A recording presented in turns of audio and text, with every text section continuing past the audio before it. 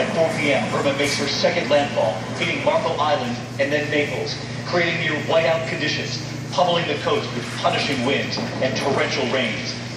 And already severe flooding outside Fort Myers. The bad news is that this is some big monster, but I think we're very well coordinated. You don't want to be in that path. That's a path you don't want to be in. Wind gusts reaching over 100 miles an hour, strong enough to knock down not just thin trees, but also blow out this office window and topple a concrete sign. Oh my God! Our ABC team forced to seek shelter when the roof tiles from the building and the debris came flying through the air. And I'm just going to show you what we've done down here. Because as we were on the air, you can actually hear some of this debris coming in. But these windows come around the corner here, Tom. This is what happens when these buildings, and just be careful, Tom, the awnings on the outside of the building actually are crashing down, breaking these windows inside the hotel, with power transformers being knocked out. Whoa! Thousands of evacuees hunkered at area shelters, but the storm gives no quarter. Here, battering the glass doors of this Naples shelter.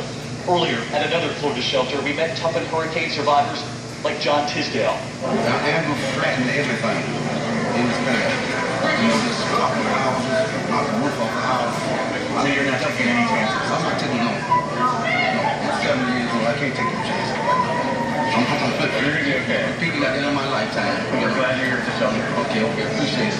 When Irma made its first U.S. landfall in the Keys around 9 this morning, all expectations were shattered. More water moving with more force. The streets of Key Largo resembling the canals of Venice. Watch as this storm chaser in the Keys struggles to keep his feet as he tries to clock how fast the winds are, clocking gusts as high as 117 miles per hour. This evening in Naples, after a respite from Irma's fury as her eye passes over. This is not bad. It was, 20 minutes ago. You couldn't even see the parking lot. I can't believe you guys were here. The brutal bands at the back wall bringing another round of nature's wrath. It won't be until after sunrise that we can witness the full devastation left in Irma's wake. We can't go out throughout Naples yet, obviously, because of fears over that storm surge. It rose 4 feet in the first 30 minutes. They expect it to go even higher here. So again, we won't be able to assess anything here until tomorrow morning.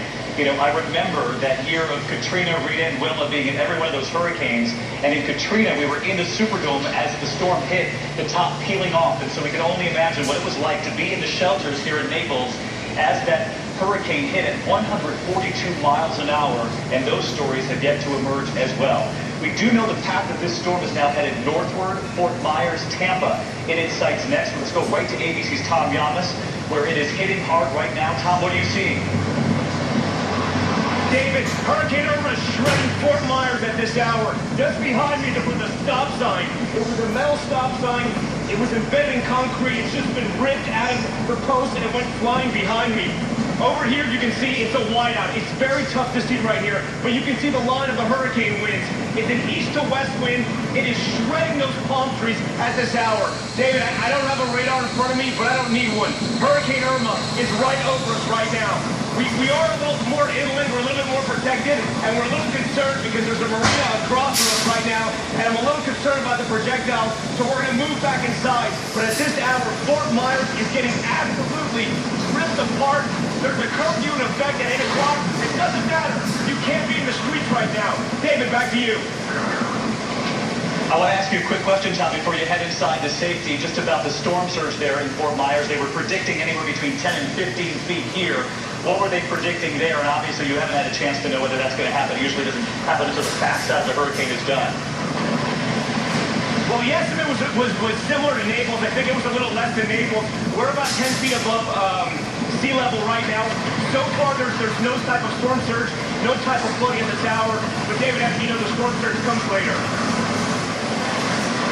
Okay, Tom Yamas, our thanks to you and the team. Please be safe. Get to a shelter. In the meantime, let's go to ABC's Matt Gutman, who was right here in Naples as the storm came over us. And Matt, I've got to say, we've heard from the meteorologists on our team, Ginger and Rob, and they have told us when the hurricane comes through, there's then that lull that comes afterward when you're literally in the eye. And we saw that here. Everything calmed down. The wind stopped. The rain stopped. And we had about 20-30 minutes before it darkened, and now the winds have really picked up, and the bands are raining all over again on the backside of this hurricane. That's right. I mean, and the major concern, of course, as you and Tom just spoke about, is that storm surge. All that wind was going offshore for the first few hours of that storm. We were being pounded by it. Now it's being sucked back in. And most of the outlying areas just to the west of us are in major flooding threat. And we've heard emergency officials talk about the speed with which that water can rise.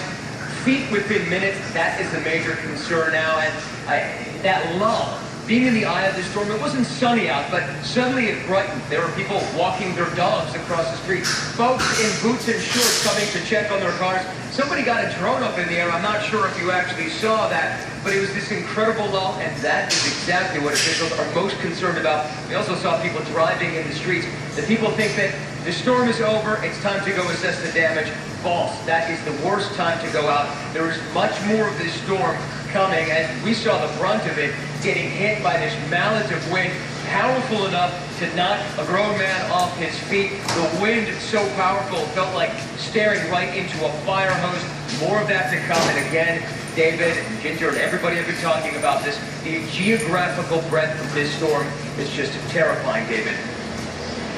Just unbelievable. Wider than the state of Florida itself. We saw storm surge on both the East Coast and the West Coast. But I've got to ask you, Matt, I talked to the mayor here in Naples today, Mayor Barnett, who said he was proud of the people here of Naples because so many heeded those warnings. I know you spoke of a few who came out during the lull, which authorities say do not do because of the surge that's coming.